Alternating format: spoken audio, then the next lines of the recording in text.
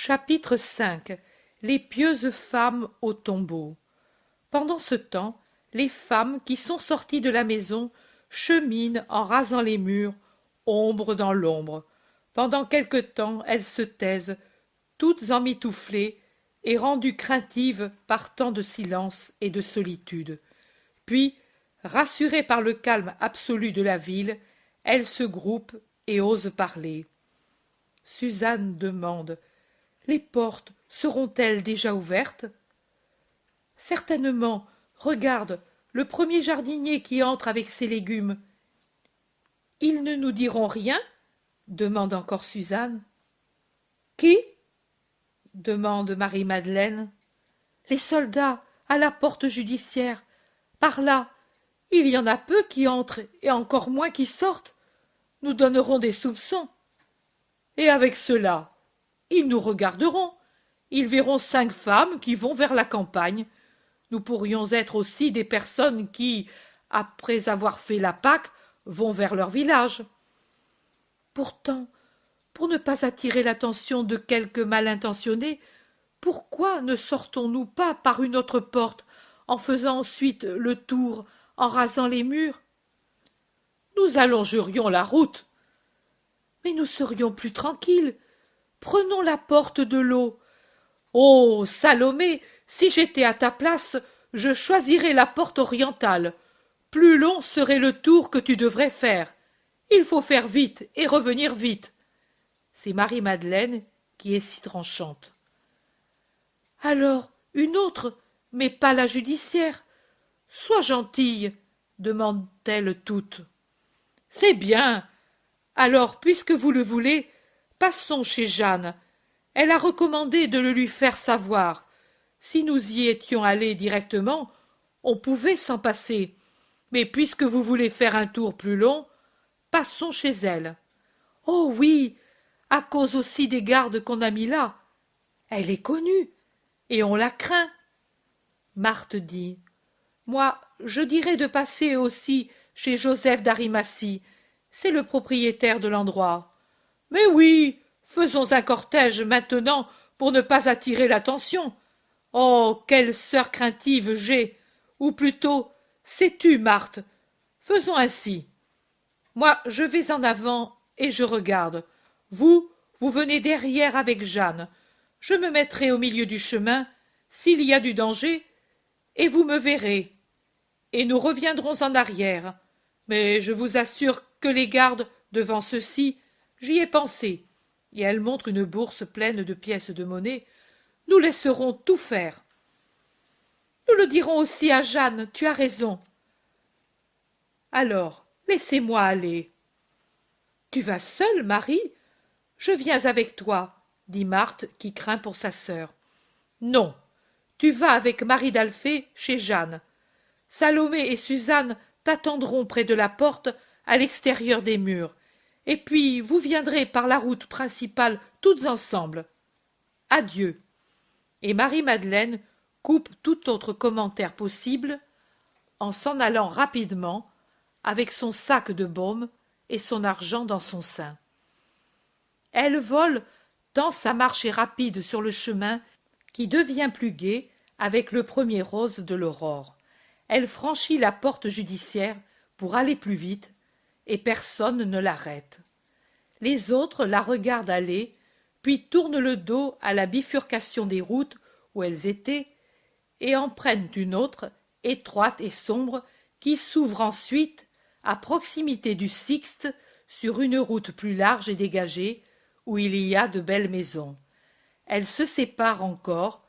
Salomé et Suzanne continuent leur chemin, pendant que Marthe et Marie d'Alphée frappent à la porte ferrée et se montrent à l'ouverture que le portier entr'ouvre. Elles entrent et vont trouver Jeanne qui, déjà levée et entièrement vêtue de violet très foncé, qui la rend encore plus pâle, manipule aussi des huiles avec sa nourrice et une servante. « Vous êtes venus, Dieu vous en récompense. Mais si vous n'étiez pas venus, j'y serais allée de moi-même, pour trouver du réconfort, car beaucoup de choses sont restées troublées depuis ce jour redoutable. et pour ne pas me sentir seule, je dois aller contre cette pierre, et frapper, et dire « Maître, je suis la pauvre Jeanne. Ne me laisse pas seule, toi aussi. » Jeanne pleure doucement, mais toute désolée, pendant qu'Esther, sa nourrice, fait de grands gestes incompréhensibles derrière sa maîtresse en lui mettant son manteau. « Je pars, Esther. » « Que Dieu te réconforte. » Elles sortent du palais pour rejoindre leurs compagnes. C'est à ce moment qu'arrive le bref et fort tremblement de terre qui jette de nouveau dans la panique les habitants de Jérusalem, encore terrorisés par les événements du vendredi. Les trois femmes reviennent sur leurs pas précipitamment et restent dans le large vestibule au milieu des servantes et des serviteurs qui crient et invoquent le Seigneur, et elles y restent, craignant de nouvelles secousses. Marie-Madeleine, de son côté, est exactement à la limite de la ruelle qui conduit au jardin de Joseph d'Arimathie, quand la surprend le grondement puissant et pourtant harmonieux de ce signe céleste, alors que, dans la lumière à peine rosée de l'aurore qui s'avance dans le ciel, où encore à l'Occident résiste une étoile tenace et qui rend blond l'air jusqu'au vert clair, s'allume une grande lumière qui descend comme si c'était un globe incandescent, splendide, qui coupe en zigzag l'air tranquille. Marie-Madeleine en est presque effleurée et renversée sur le sol. Elle se penche un moment en murmurant « Mon Seigneur !» et puis se redresse comme une tige après le passage du vent et court encore plus rapidement vers le jardin. Elle y entre rapidement, comme un oiseau poursuivi et qui cherche son nid du côté du tombeau taillé dans le roc. Mais bien qu'elle aille vite, elle ne peut être là quand le céleste météore fait l'office de levier et de flamme sur le seau de chaux, mis pour renforcer la lourde pierre, ni quand, avec le fracas final, la porte de pierre tombe en donnant une secousse qui s'unit à celle du tremblement de terre qui, s'il est bref, est d'une violence telle qu'il terrasse les gardes comme s'ils étaient morts. Marie, en arrivant, voit ces inutiles geôliers du triomphateur jetés sur le sol comme une gerbe d'épis fauchés. Marie-Madeleine ne rapproche pas le tremblement de terre de la résurrection, mais voyant ce spectacle, elle croit que c'est le châtiment de Dieu sur les profanateurs du tombeau de Jésus, et elle tombe à genoux en disant « Hélas, ils l'ont enlevé !» Elle est vraiment désolée, et elle pleure comme une fillette venue, sûre de trouver son père qu'elle cherche, et qui trouve au contraire la demeure vide. Puis elle se lève et s'en va en courant trouver Pierre et Jean.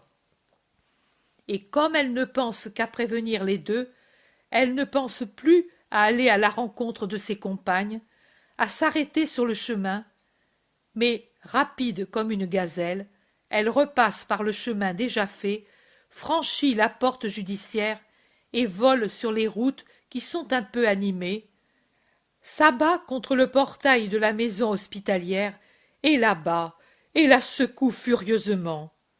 La maîtresse lui ouvre. « Où sont Jean et Pierre ?» demande Marie-Madeleine haletante. « Là !» Et la femme lui indique le cénacle. Marie-Madeleine entre, et dès qu'elle est à l'intérieur, devant les deux étonnés, elle dit à voix basse, par pitié pour la mère, et plus angoissée que si elle avait crié, « Ils ont enlevé le Seigneur du tombeau. Qui sait où ils l'ont mis ?» Et pour la première fois, elle titube et vacille, et pour ne pas tomber, elle se raccroche où elle peut. « Mais comment? Que dis-tu » demandent les deux. Et elle, haletante, « Je suis allée en avant pour acheter les gardes, afin qu'ils nous laissent faire. Eux sont là comme morts. Le tombeau est ouvert, la pierre par terre. Qui Qui a pu faire cela? Oh, venez, courons. Pierre et Jean partent tout de suite. Marie les suit pendant quelques pas, puis elle revient en arrière. Elle saisit la maîtresse de la maison, la secoue avec violence dans son prévoyant amour et lui souffle au visage. Garde-toi bien de faire passer quelqu'un chez elle. Et elle montre la porte de la pièce de Marie. Rappelle-toi que c'est moi la maîtresse. Obéis et tais-toi. Puis elle la laisse épouvantée et elle rejoint les apôtres qui, à grands pas, vont vers le tombeau. Suzanne et Salomé, pendant ce temps, après avoir quitté leurs compagnes et rejoint les murs, sont surprises par le tremblement de terre. Effrayées, elles se réfugient sous un arbre et restent là, combattues entre le désir violent d'aller vers le tombeau et celui de courir chez Jeanne. Mais l'amour triomphe de la peur et elles vont vers le tombeau. Elles entrent encore effrayées dans le jardin et voient les gardes évanouis. Elles voient une grande lumière qui sort du tombeau ouvert. Cela augmente leur effroi et finit de le rendre complet quand, se tenant par la main pour s'encourager mutuellement, elles se présentent sur le seuil et voient, dans l'obscurité de la chambre sépulcrale, une créature lumineuse et très belle qui sourit doucement et les salue de la place où elle est, appuyée à droite de la pierre de l'onction, dont la grisaille disparaît devant une si incandescente splendeur. Elle tombe à genoux, étourdie de stupeur. Mais l'ange leur parle doucement. « N'ayez pas peur de moi, je suis l'ange de la divine douleur. Je suis venu pour me réjouir de la fin de celle-ci. Il n'est plus de douleur du Christ, d'humiliation pour lui dans la mort. Jésus de Nazareth, le crucifié que vous cherchez, est ressuscité. Il n'est plus ici. Il est vide l'endroit où vous l'avez déposé.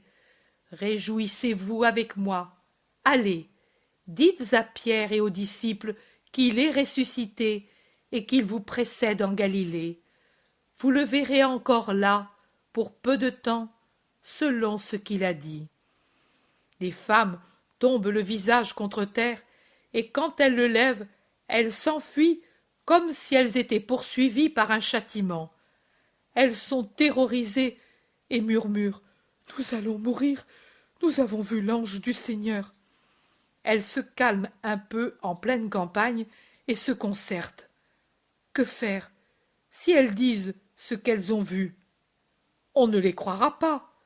Si elles disent aussi de venir de là, elles peuvent être accusées par les Juifs d'avoir tué les gardes. Non, elles ne peuvent rien dire, ni aux amis, ni aux ennemis. Craintives, rendues muettes, elles reviennent par un autre chemin à la maison. Elles entrent et se réfugient dans le cénacle. Elles ne demandent même pas à voir Marie. Et là, elles pensent que ce qu'elles ont vu est une tromperie du démon. Humbles comme elles le sont, elles jugent qu'il n'est pas possible qu'il leur ait été accordé de voir le messager de Dieu. C'est Satan qui a voulu les effrayer pour les éloigner de là. Elles pleurent et prient comme des fillettes effrayées par un cauchemar. Le troisième groupe, celui de Jeanne, Marie d'Alphée et Marthe, vu qu'il n'arrive rien de nouveau, se décident à aller là où certainement leurs compagnes les attendent. Elles sortent dans les rues où maintenant il y a des gens apeurés qui commentent le nouveau tremblement de terre et le rattachent aux faits du vendredi et voient aussi des choses qui n'existent pas. Marie d'Alphée dit « Il vaut mieux qu'ils soient tous effrayés.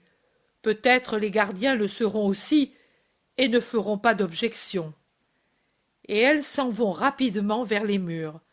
Mais pendant qu'elles y vont, Pierre et Jean, suivis de Marie-Madeleine, sont déjà arrivés au jardin. Jean, plus rapide, arrive le premier au tombeau.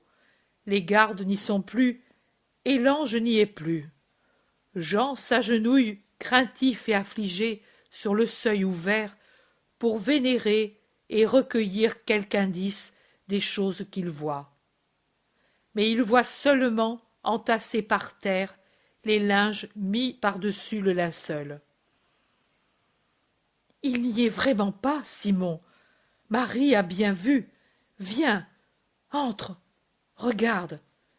Pierre, tout essoufflé par la grande course qu'il a faite, entre dans le tombeau.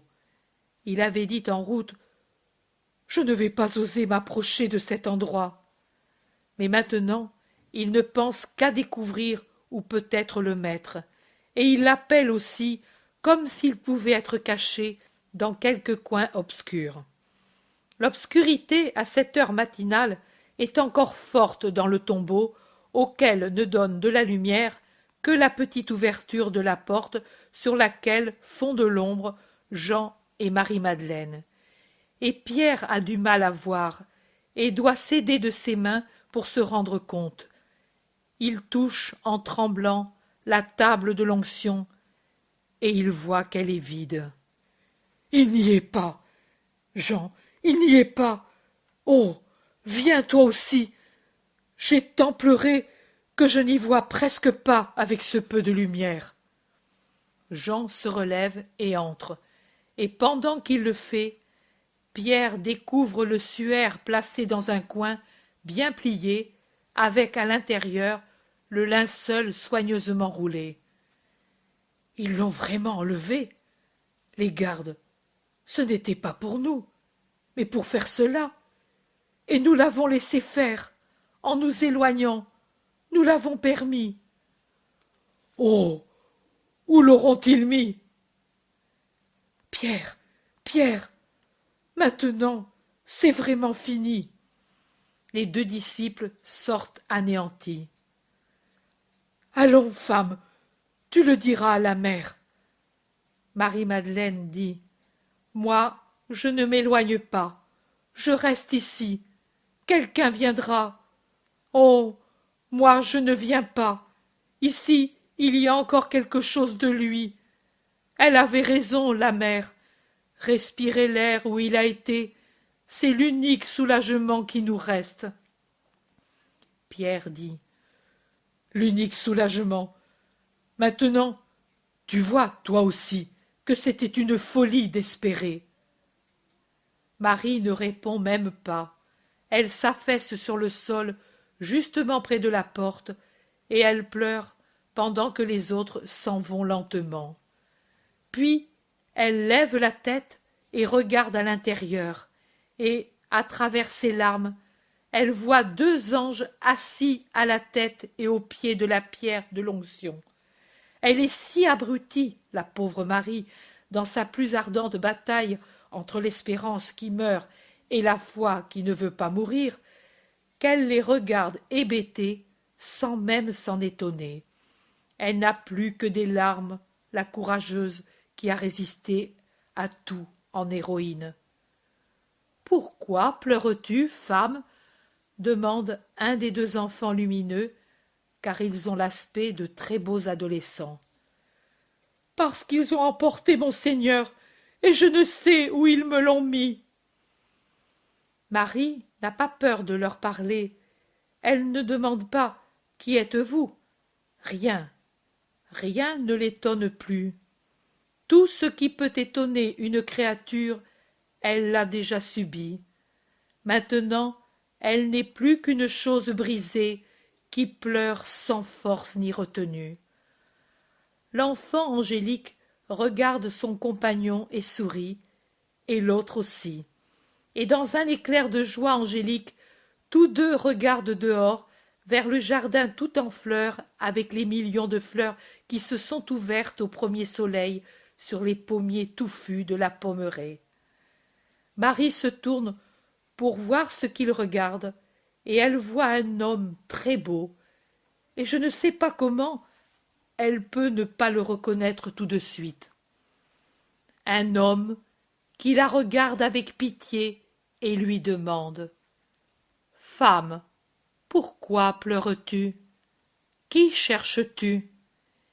Il est vrai que c'est un Jésus assombri par sa pitié envers une créature que trop d'émotions ont épuisée et qu'une joie imprévue pourrait faire mourir. Mais je me demande vraiment comment elle peut ne pas le reconnaître. Et Marie-Madeleine, au milieu de ses sanglots, dit « Ils m'ont pris le Seigneur Jésus.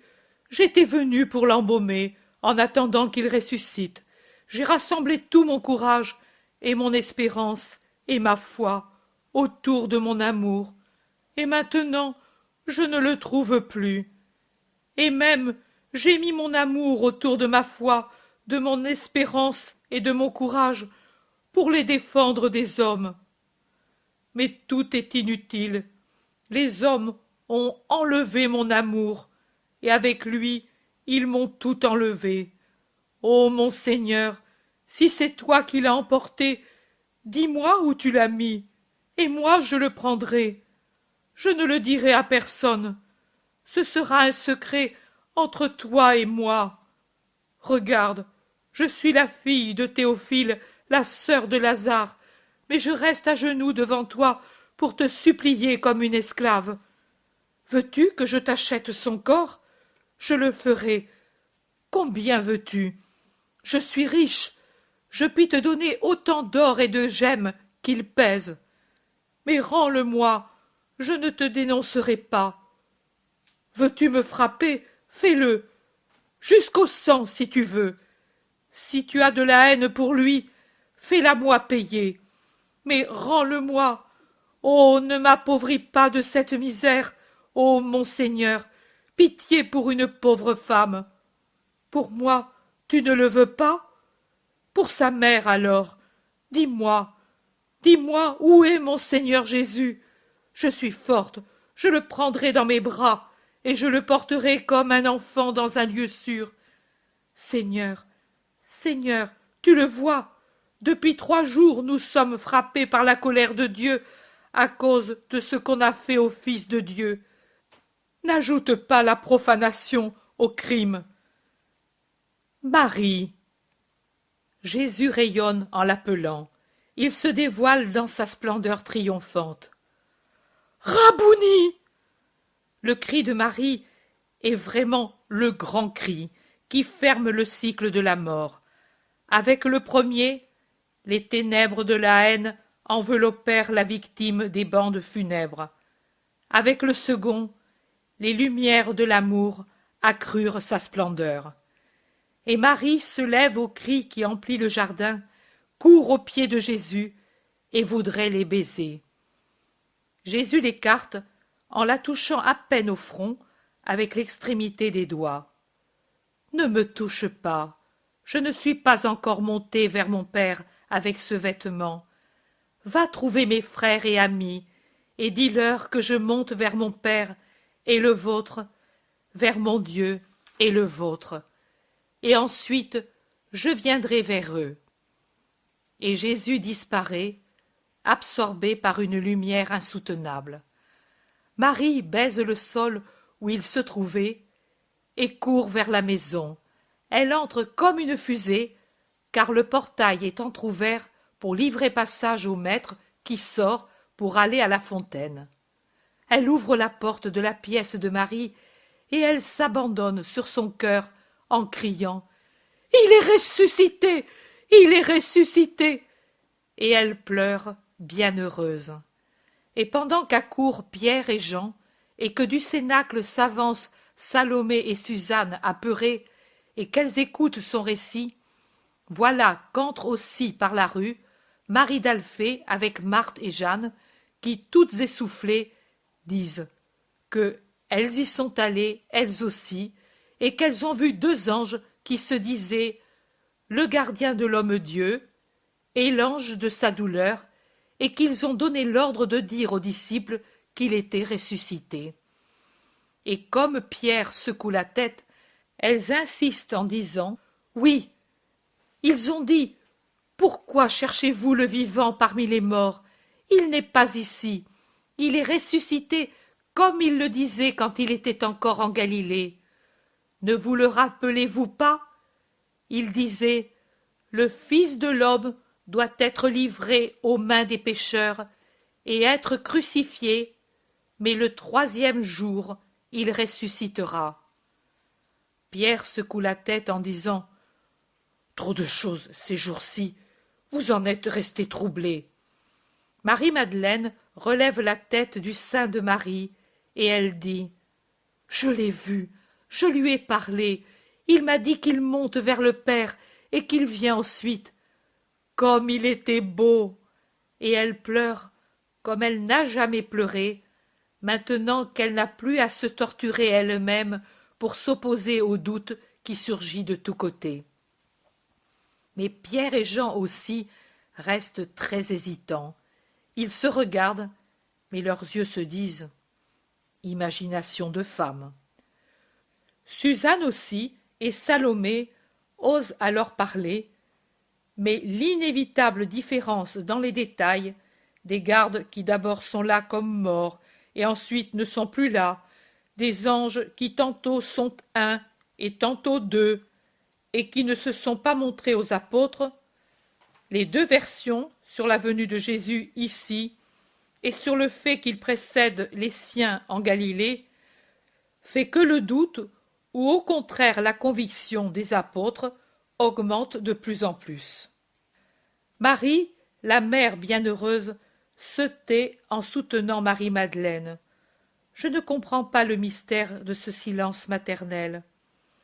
Marie d'Alphée dit à Salomé « Retournons-y toutes les deux, voyons si nous sommes toutes ivres. » Et elle court dehors. Les autres restent paisiblement ridiculisés par les deux apôtres, près de Marie qui se tait, absorbée dans une pensée que chacun interprète à sa façon et sans que personne comprenne que c'est de l'extase. Les deux femmes âgées reviennent. « C'est vrai, nous l'avons vu. Il nous a dit près du jardin de Barnabé. Paix à vous. Ne craignez pas. Allez dire à mes frères que je suis ressuscité, et qu'ils aillent d'ici quelques jours en Galilée. Là, nous serons encore ensemble. C'est ainsi qu'il a parlé. Marie a raison. Il faut le dire à ceux de Béthanie, à Joseph, à Nicodème, aux disciples les plus fidèles, aux bergers. Allez, agir. Oh, il est ressuscité. » Elle pleure toute bienheureuse. « Vous êtes folle, femme. La douleur vous a troublée. La lumière vous a semblé un ange. Le vent, une voix. Le soleil, le Christ. Je ne vous critique pas. Je vous comprends. Mais je ne puis croire qu'à ce que j'ai vu. Le tombeau ouvert et vide, et les gardes partis avec le cadavre volatilisé. Mais si les gardes eux-mêmes disent qu'il est ressuscité, si la ville est en émoi, et si les princes des prêtres sont fous de colère parce que les gardes ont parlé dans leur fuite éperdue, maintenant ils veulent qu'ils disent autre chose, et les paient pour cela. Mais déjà on le sait, et si les Juifs ne croient pas à la résurrection, ne veulent pas croire, beaucoup d'autres croient. Les femmes. Pierre hausse les épaules, et il va s'en aller. Alors la mère, qui a toujours sur son cœur Marie-Madeleine, qui pleure comme un saule sous une averse à cause de sa trop grande joie, et qui baise ses cheveux blonds, lève son visage transfiguré et dit une courte phrase. « Il est réellement ressuscité. Je l'ai eu dans mes bras, et j'ai baisé ses plaies. » Et puis elle se penche sur les cheveux de la passionnée, et elle dit « Oui, la joie est encore plus forte que la douleur, mais ce n'est qu'un grain de sable de ce que sera ton océan de joie éternelle. Heureuse es-tu d'avoir par-dessus la raison fait parler ton esprit. » Pierre n'ose plus nier, et, avec un de ces passages du Pierre d'autrefois qui maintenant revient à fleurer, dit et crie comme si c'était des autres et non pas de lui que dépendait le retard. « Mais alors, s'il en est ainsi, il faut le faire savoir aux autres, à ceux qui sont dispersés dans les campagnes. Cherchez, agir. Allons, remuez-vous, s'il devait vraiment venir. Qu'il nous trouve au moins. Et il ne s'aperçoit pas qu'il reconnaît encore qu'il ne croit pas aveuglément à sa résurrection. Chapitre 6. En relation avec la scène précédente. Jésus dit: les prières ardentes de Marie ont anticipé de quelque temps ma résurrection. J'avais dit: le Fils de l'homme va être tué, mais il ressuscitera le troisième jour. J'étais mort à 3 heures de l'après-midi du vendredi. Soit que vous comptiez les jours par leur nom, soit que vous comptiez les heures, ce n'était pas l'aube du dimanche qui devait me voir ressusciter. Comme heure, il y avait seulement 38 heures au lieu de 72 que mon corps était resté sans vie. Comme jour, je devais au moins arriver au soir de ce troisième jour pour dire que j'avais été 3 jours dans la tombe. Mais Marie a anticipé le miracle, comme quand par sa prière elle a ouvert les cieux quelques années avant l'époque fixée pour donner au monde son salut. Ainsi maintenant, elle obtient d'anticiper de quelques heures pour donner du réconfort à son cœur mourant. Et moi, au début de l'aube du troisième jour, je suis descendu comme le soleil, et par ma splendeur, j'ai brisé les sceaux des hommes, si inutiles devant la puissance de Dieu. J'ai fait levier avec ma force pour renverser la pierre veillée inutilement. De mon apparition, j'ai fait la foudre qui a terrassé les gardes 3 fois inutiles, mis pour la garde d'une mort qui était vie, que nulle force humaine ne pouvait empêcher d'être telle. Bien plus puissant que votre courant électrique, mon esprit est entré comme une épée de feu divin pour réchauffer la froide dépouille de mon cadavre, et au nouvel Adam, l'Esprit de Dieu a insufflé la vie en se disant à lui-même: Vis, je le veux. Moi, qui avais ressuscité les morts quand je n'étais que le Fils de l'homme, la victime désignée pour porter les fautes du monde, ne devais-je pas pouvoir me ressusciter moi-même, maintenant que j'étais le Fils de Dieu, le premier et le dernier, le vivant éternel, celui qui a dans ses mains les clés de la vie et de la mort? Et mon cadavre a senti la vie revenir en lui. Regarde, comme un homme qui s'éveille après le sommeil produit par une énorme fatigue, j'ai une respiration profonde, et je n'ouvre pas encore les yeux. Le sang revient circuler dans les veines, peu rapide encore. Il ramène la pensée à l'esprit. Mais je viens de si loin. Regarde, comme un blessé qu'une puissance miraculeuse guérit. Le sang revient dans les veines vides, remplit le cœur, réchauffe les membres. Les blessures se cicatrisent, les bleus et les blessures disparaissent, la force revient. Mais j'étais tellement blessé. Voilà, la force agit. Je suis guéri. Je suis éveillé. Je suis revenu à la vie. J'étais mort. Maintenant je vis. Maintenant je ressuscite. Je secoue les linges de mort. Je jette l'enveloppe des onguents. Je n'ai pas besoin d'eux pour paraître la beauté éternelle, l'éternelle intégrité. Je me revêts d'un vêtement qui n'est pas de cette terre, mais tissé par celui qui est mon Père et qui a tissé la soie des lys virginaux. Je suis revêtu de splendeur. Je suis orné de mes plaies qui ne suintent plus du sang, mais dégagent de la lumière.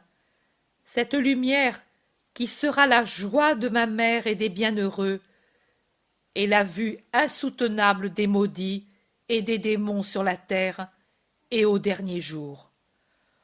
L'ange de ma vie d'homme et l'ange de ma douleur sont prosternés devant moi et adorent ma gloire. Ils sont ici tous les deux mes anges, l'un pour jouir de la vue de celui qui l'a gardé et qui maintenant n'a plus besoin de défense angélique, l'autre qui a vu mes larmes pour voir mon sourire, qui a vu mon combat pour voir ma victoire, qui a vu ma douleur pour voir ma joie. Et je sors dans le jardin plein de boutons de fleurs et de rosées, et les pommiers ouvrent leurs corolles pour faire un arc fleuri au-dessus de ma tête de roi, et les plantes font un tapis de gemmes et de corolles à mes pieds qui reviennent fouler la terre rachetée après que j'ai été élevé sur elle pour la racheter. Et il me salue, le premier soleil, et le doux vent d'avril, et la nuée légère qui passe, rose comme la joue d'un enfant, et les oiseaux dans les feuillages. Je suis leur Dieu, ils m'adorent. Je passe parmi les gardes évanouis, symbole des âmes en faute mortelle, qui ne sentent pas le passage de Dieu. C'est Pâques, Marie, c'est bien le passage de l'ange de Dieu, son passage de la mort à la vie, son passage pour donner la vie à ceux qui croient en son nom.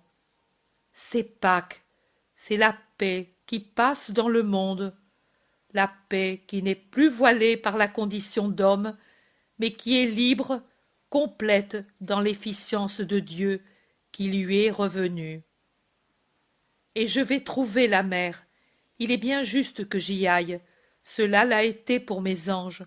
Ce doit l'être bien plus pour celle qui, en plus d'être ma gardienne et mon réconfort, a été celle qui m'a donné la vie. Avant encore de revenir au Père, dans mon vêtement d'homme glorifié, je vais voir ma mère.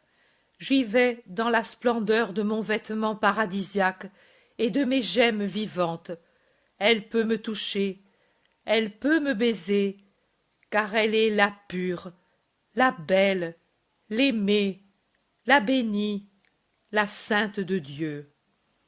Le nouvel Adam va à la nouvelle Ève. Le mal est entré dans le monde par la femme, et c'est par la femme qu'il a été vaincu. Le fruit de la femme a désintoxiqué les hommes de la bave de Lucifer. Maintenant, s'ils veulent, ils peuvent être sauvés. Elle a sauvé la femme restée si fragile après la blessure mortelle. Et après qu'à la pure à laquelle, par droit de sainteté et de maternité, il est juste qu'aille son Fils Dieu, je me présente à la femme rachetée, à celle qui est le chef de file, à celle qui représente toutes les créatures féminines que je suis venu délivrer de la morsure de la luxure, pour qu'elles disent à celles qui vont vers moi pour guérir, qu'elles aient foi en moi, qu'elles croient en ma miséricorde qui comprend et pardonne, que pour vaincre Satan qui fouille leur chair, elles regardent ma chair ornée des 5 plaies. Je ne me fais pas toucher par elle. Elle n'est pas la pure qui peut toucher sans le contaminer le Fils qui revient au Père. Elle a encore beaucoup à purifier par la pénitence, mais son amour mérite cette récompense. Elle a su ressusciter par sa volonté du tombeau de ses vices, étrangler Satan qui l'a possédé, défier le monde par amour pour son Sauveur. Elle a su se dépouiller de tout ce qui n'est pas amour. Elle a su n'être plus que l'amour qui se consume pour son Dieu. Et Dieu l'appelle Marie. Entends-la répondre Rabouni. Il y a son cœur dans ce cri. C'est à elle qu'il a mérité que je donne la charge d'être la messagère de la résurrection. Et encore une fois, elle sera méprisée comme si elle avait déliré. Mais rien ne lui importe à Marie-Madeleine, à Marie de Jésus, du jugement des hommes. Elle m'a vu ressusciter, et cela lui donne une joie qui apaise tout autre sentiment. Tu vois comme j'aime même celui qui a été coupable, mais a voulu sortir de la faute. Ce n'est même pas à Jean que je me montre d'abord, mais à Marie-Madeleine. Jean avait déjà eu de moi la qualité de fils. Il le pouvait avoir, car il était pur, et il pouvait être le fils non seulement spirituel, mais aussi donnant et recevant ses besoins et ses soins qui concernent la chair, à la pure et de la pure de Dieu. Marie-Madeleine l'a ressuscité à la grâce, à la première vision de la grâce ressuscitée. Quand vous m'aimez, jusqu'à vaincre tout pour moi, je vous prends la tête et le cœur malade dans mes mains transpercées, et je vous souffle au visage ma puissance, et je vous sauve, fils que j'aime. Vous redevenez beau, saint, libre, heureux. Vous redevenez les fils aimés du Seigneur. Je vous fais porteur de ma bonté parmi les pauvres hommes, les témoins de ma bonté envers eux, pour les rendre confiants en moi et en ma bonté. Ayez, ayez, ayez foi en moi, ayez l'amour, ne craignez pas, que vous rende sûr de l'amour de votre Dieu tout ce que j'ai souffert pour vous sauver. Et toi, petit Jean, souris après avoir pleuré. Ton Jésus ne souffre plus, il n'y a plus ni sang, ni blessure, mais la lumière, la lumière, la lumière et la joie et la gloire. Ma joie et ma lumière sont en toi, jusqu'à ce que vienne l'heure du ciel. Chapitre 7. Les apparitions aux amis, à Lazare. Le soleil d'une sereine matinée d'avril emplit de scintillements les bosquets de roses et de jasmin dans le jardin de Lazare. Les haies de buis et de lauriers, le feuillage d'un grand palmier qui ondule à l'extrémité d'une allée, le laurier très touffu, près du vivier, semble lavé par une main mystérieuse, tant l'abondance de la rosée nocturne en a lavé et couvert les feuillages qui maintenant paraissent couvertes d'un émail nouveau, tant elles sont luisantes et nettes. Mais la maison est silencieuse, comme si elle était pleine de mort. Les fenêtres sont ouvertes, mais aucune voix, aucun bruit ne vient des pièces qui sont dans la pénombre, car tous les rideaux sont descendus. À l'intérieur, au-delà du vestibule dans lequel s'ouvrent de nombreuses portes, toutes ouvertes, et il est étrange de voir, sans aucun apparat, les salles qui servent habituellement pour les banquets plus ou moins nombreux, il y a une large cour pavée et entourée d'un portique couvert de sièges. Sur ceux-ci, de nombreux disciples. Il y en a même qui sont assis sur le sol, sur des nattes ou même sur le marbre. Parmi eux, je vois les apôtres, Matthieu, André, Barthélemy, les frères Jacques et Jude d'Alphée, Jacques de Zébédée et les disciples bergers avec Manahan et en plus d'autres que je ne connais pas. Je ne vois pas le Zélote, ni Lazare, ni Maximin. Finalement, celui-ci entre avec des serviteurs et il distribue à tous du pain et divers aliments, des olives ou du fromage, ou du miel, ou encore du lait frais pour ceux qui en veulent. Mais ils n'ont guère envie de manger, bien que Maximin les invite à le faire. L'accablement est profond.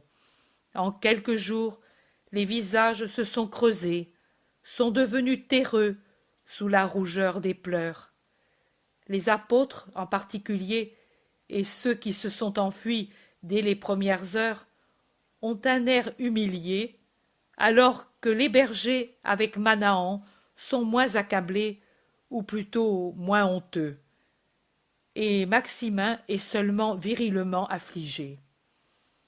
Le zélote entre presque en courant, et il demande « Lazare est-il ici ?» « Non, il est dans sa pièce. Que veux-tu » ? Au bout du sentier, près de la fontaine du soleil, se trouve Philippe. Il vient de la plaine de Jéricho. Il est épuisé, et il ne veut pas avancer parce que, comme tous, il se sent pécheur. Mais Lazare le persuadera. Barthélemy se lève et il dit « Je viens, moi aussi. » Ils vont trouver Lazare qui, quand on l'appelle, sort avec un visage déchiré de la pièce à demi obscure où certainement il a pleuré et prié. Ils sortent tous et traversent d'abord le jardin, puis le village, du côté qui se dirige déjà vers les pentes du mont des Oliviers. Et puis ils atteignent l'extrémité de ce village, du côté où il se termine avec la fin du plateau sur lequel il est construit, pour continuer uniquement par le chemin de montagne qui descend et monte par des marches naturelles, à travers les monts qui descendent en pente douce vers la plaine à l'est et montent vers la ville de Jérusalem à l'ouest. Là, il y a une fontaine avec un large bassin où certainement les troupeaux et les hommes se désaltèrent. L'endroit, à cette heure, est solitaire et frais, car il y a beaucoup d'ombre que donnent des arbres touffus autour du bassin plein d'une eau pure qui ne cesse de se renouveler, descendant d'une source de la montagne, et déborde en gardant le sol humide. Philippe est assis sur le bord le plus élevé de la fontaine, la tête basse, ébouriffé, poussiéreux, avec des sandales trouées qui pendent de son pied écorché. Lazare l'appelle avec pitié. « Philippe, viens à moi, aimons-nous par amour pour lui, soyons unis en son nom. C'est encore l'aimer que de faire cela. Oh Lazare, Lazare, je me suis enfui, et hier, passé Jéricho, j'ai appris qu'il était mort. Moi, je ne puis me pardonner d'avoir fui. Tous nous avons fui, sauf Jean qui lui est resté fidèle, et Simon qui nous a rassemblés sur son ordre après que nous avons fui lâchement. Et puis, de nous apôtres, aucun n'a été fidèle, dit Barthélemy. Et tu peux te le pardonner? Non, mais je pense réparer comme je puis, en ne tombant pas dans un abattement stérile. Nous devons nous unir entre nous unir à Jean, connaître ses dernières heures. Jean l'a toujours suivi, répond à Philippe son compagnon Barthélemy. Simon le Zélote dit « Et ne pas faire mourir sa doctrine, il faut la prêcher au monde, la garder vivante, elle au moins, puisque nous n'avons pas su pourvoir à temps pour le sauver de ses ennemis. » Lazare dit avec assurance « Vous ne pouviez pas le sauver, rien ne pouvait le sauver, lui me l'a dit, je le redis une autre fois. » « Tu le savais, Lazare ? demande Philippe. « Je le savais. Cela a été pour moi une torture de savoir dès le soir du sabbat sa mort de lui, et de savoir dans les détails comment nous aurions agi. » Barthélemy interrompt. « Non, toi, non, tu as seulement obéi et souffert. Nous avons agi lâchement. Toi et Simon, vous avez été sacrifiés à l'obéissance. » « Oui, à l'obéissance. Oh, comme il est dur de résister à l'amour pour obéir à l'aimer. Viens, Philippe, dans ma maison sont presque tous les disciples. Viens, toi aussi. » J'ai honte de paraître devant le monde, devant mes compagnons. « Nous sommes tous pareils, » gémit Barthélemy. « Oui, Mais moi, j'ai un cœur qui ne se pardonne pas. C'est de l'orgueil, Philippe. Viens. Lui m'a dit le soir du sabbat, eux ne se pardonneront pas. Dis-leur que moi je leur pardonne, car je sais que ce ne sont pas eux qui ont agi librement, mais c'est Satan qui les a dévoyés. Viens. Philippe pleure plus fort, mais il cède, et courbé, comme s'il était devenu vieux en quelques jours, il va à côté de Lazare jusqu'à la cour, où tous l'attendent. Le regard qu'il donne à ses compagnons est celui que ses compagnons lui donnent, et l'aveu le plus clair de leur accablement total. Lazare le remarque et il parle. Une nouvelle brebis du troupeau du Christ, effrayée par la venue des loups et qui a fui après la capture du berger, a été recueillie par son ami. À celle-ci, égarée, qui a connu l'amertume d'être seule, sans même avoir le réconfort de pleurer la même erreur parmi des frères, je répète son testament d'amour. Lui, je le jure, en présence des cœurs célestes, m'a dit, avec tant d'autres choses que votre humaine faiblesse présente ne peut supporter, car, vraiment, ces choses sont d'une désolation qui me déchire le cœur depuis 10 jours, et si je ne savais pas que ma vie sert à mon Seigneur, bien que pauvre et défectueuse comme elle l'est, je m'abandonnerais à la blessure de cette douleur d'ami et de disciple qui a tout perdu en le perdant lui. Il m'a dit, les miasmes de Jérusalem corrompue rendront fous même mes disciples. Ils fuiront et viendront chez toi. Vous voyez en fait que vous êtes tous venus, tous pourrais-je dire, car à part Simon-Pierre et l'Iscariote, vous êtes tous venus vers ma maison et vers mon cœur d'amis. Il a dit, tu les rassembleras, tu redonneras du courage à mes brebis dispersées, tu leur diras que je leur pardonne.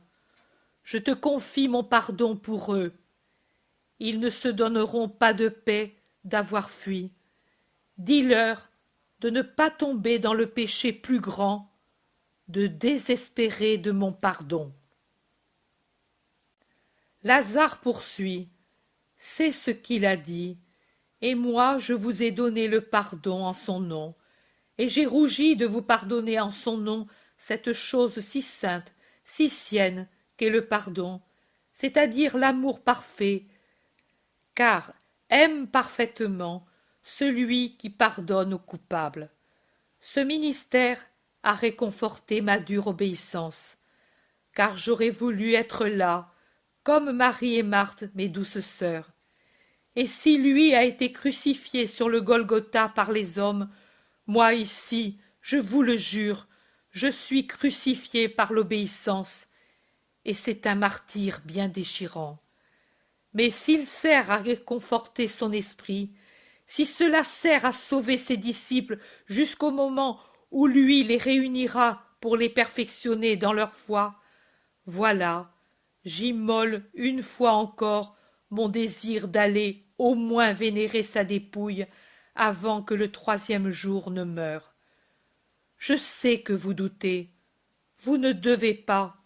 Moi, je ne connais pas ces paroles du banquet pascal autrement que par ce que vous m'avez dit. Mais plus j'y pense, plus j'élève un par un ces diamants de sévérité, et plus je sens qu'elles se rapportent au demain immédiat. Lui ne peut avoir dit « je vais au Père, et puis je reviendrai » s'il ne devait pas vraiment revenir. Il ne peut avoir dit « quand vous me reverrez, vous serez remplis de joie » s'il était disparu pour toujours. Lui a toujours dit « je ressusciterai ». Vous m'avez dit qu'il a dit « sur les semences jetées en vous va tomber une rosée qui les fera toutes germer. Et puis viendra le Paraclet qui les fera devenir des arbres puissants. N'a-t-il pas parlé ainsi? Oh, ne faites pas en sorte que cela n'arrive que pour le dernier de ses disciples, pour le pauvre Lazare, qui n'a été avec lui que rarement. Quand lui reviendra, faites qu'il trouve germer ses semences sous la rosée de son sang. Il y a en moi tout un allumage de lumière, il y a tout un jaillissement de force depuis l'heure terrible où il est monté sur la croix. Tout s'illumine, tout naît, tout pousse. Il n'est pas de parole qui me reste dans son pauvre sens humain. Mais tout ce que j'ai entendu par lui ou de lui, voilà que maintenant cela prend vie, et réellement ma lande aride se change en un fertile parterre où chaque fleur a son nom, et où tout suc tire la vie de son cœur béni.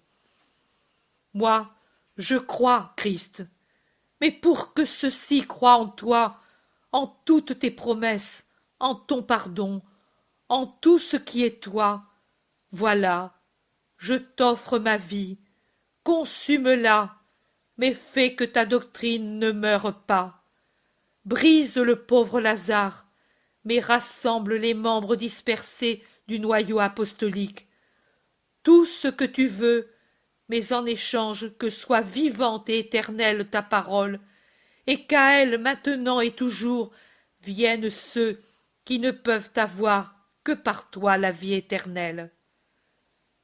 Lazare est réellement inspiré. L'amour le transporte bien haut, et il est si fort son transport qu'il soulève aussi ses compagnons. On l'appelle à droite, on l'appelle à gauche, presque comme si c'était un confesseur, un médecin, un père. La cour de la riche maison de Lazare, je ne sais pourquoi, me fait penser à la demeure des patriciens chrétiens en temps de persécution et de foi héroïque. Il est penché sur Jude d'Alphée, qui ne réussit pas à trouver une raison pour calmer son angoisse d'avoir quitté son maître et cousin, quand quelque chose le fait se redresser brusquement. Il se tourne en regardant autour, et puis il dit nettement « Je viens, Seigneur !» Sa parole de prompte adhésion de toujours, et il sort en courant comme s'il suivait quelqu'un qui l'appelle et le précède. Tous se regardent étonnés et s'interrogent. Qu'a-t-il vu? Mais il n'y a rien. As-tu entendu une voix, toi? Moi, non. Et moi non plus. Et alors, Lazare est peut-être malade de nouveau. Peut-être il a souffert plus que nous, et il nous a donné tant de force à nous, lâches. Peut-être que maintenant il a été pris de délire. En effet, son visage est très altéré, et son regard était ardent quand il parlait. Serait-ce Jésus qui l'a appelé au ciel? En effet, Lazare lui a offert sa vie tout à l'heure. Il l'accueillit comme une fleur tout de suite. Oh, malheureux que nous sommes! Et qu'allons-nous faire maintenant? Les commentaires sont disparates et douloureux. Lazare traverse le vestibule, sort dans le jardin sans cesser de courir, souriant, murmurant, et c'est son âme qui parle. « Je viens, Seigneur !» Il arrive à un bosquet de buis qui fait un asile vert, nous dirions un pavillon vert, et il tombe à genoux, le visage sur le sol, en criant « Ô mon Seigneur !» Car Jésus, dans sa beauté de ressuscité, est sur le bord de ce coin de verdure, lui sourit et lui dit « Tout est accompli, Lazare. Je suis venu te dire merci, ami fidèle. Je suis venu pour te dire de dire aux frères de venir tout de suite à la maison de la Seine. Toi, un autre sacrifice, mon ami, par amour pour moi. Tu restes ici pour le moment. Je sais que tu en souffres, mais je sais que tu es généreux. Marie, ta sœur, est déjà consolée, car je l'ai vue, et elle m'a vu. Tu ne souffres plus, Seigneur, et cela me dédommage de tous les sacrifices. J'ai souffert de te savoir dans la douleur et de ne pas y être. Oh, tu y étais. Ton esprit était au pied de ma croix et était dans l'obscurité de mon tombeau. Tu m'as appelé plus tôt, comme tous ceux qui m'ont totalement aimé des profondeurs où j'étais. Maintenant, je t'ai dit, viens, Lazare, comme au jour de ta résurrection. Mais toi, depuis de longues heures, tu me disais, viens. Je suis venu, et je t'ai appelé pour te tirer, à mon tour, du fond de ta douleur. Va. Paix et bénédiction à toi, Lazare. Crois dans mon amour. Je reviendrai encore. Lazare est toujours resté à genoux sans oser faire un geste. La majesté du Seigneur, bien que tempérée par l'amour, est telle qu'elle paralyse la manière d'agir habituelle de Lazare. Mais Jésus, avant de disparaître dans un tourbillon de lumière qui l'absorbe, fait un pas et effleure de sa main le front fidèle. C'est alors que Lazare se réveille de sa stupeur bienheureuse. Il se lève et court précipitamment vers ses compagnons, avec une clarté de joie dans les yeux et une clarté sur le front effleuré par le Christ, et il crie « Il est ressuscité, frère! Il m'a appelé! Je suis allé! Je l'ai vu! Il m'a parlé! Il m'a dit de vous dire d'aller tout de suite à la maison de la Seine! Allez! Allez! Moi je reste parce que lui le veut! Mais ma joie est complète! » Et Lazare pleure dans sa joie pendant qu'il presse les apôtres d'aller les premiers où il commande. « Allez, allez, il veut vous voir, il vous aime, ne le craignez pas. Oh, il est plus que jamais le Seigneur, la bonté, l'amour. » Les disciples aussi se lèvent. Béthanie se vide, il reste Lazare avec son grand cœur consolé.